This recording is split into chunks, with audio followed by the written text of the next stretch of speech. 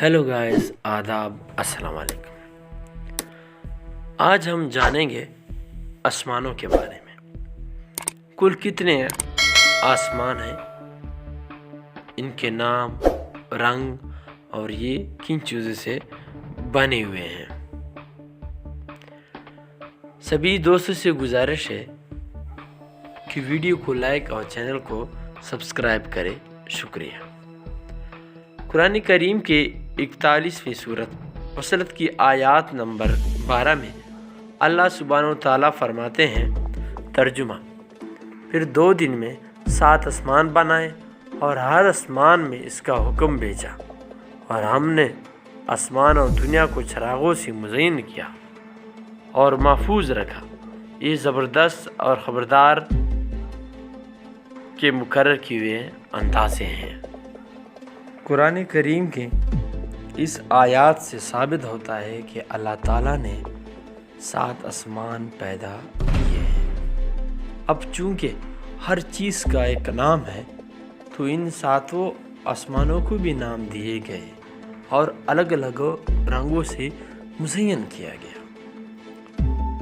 इन 7 आसमानों के रंग और नाम मुलाहिज़ा कीजिए। पहले से आगाज़ करते हैं। पहला आसमान, पहले आसमान का नाम रकिया है जो दूध से भी ज़्यादा सफ़ेद है। दूसरे आसमान का नाम फिद्यूम या माऊन है जो ऐसे लोहे से बना है जिसे रोशनी की शुआएं फूटती है। तीसरा आसमान, इसका नाम मलकूत या हारियून है जो तांबे से बना है। चौथा आसमान, चौथे आसमान को ज़हरा नाम दिया गया है जो आँखों को खीरा कर देने वाली सफ़ेदी चांदी सी बना है। पांचवा आसमान, पांचवें आसमान का नाम मुज़ीना या मुसीरा है जो सुर्ख सोने से बना हुआ है।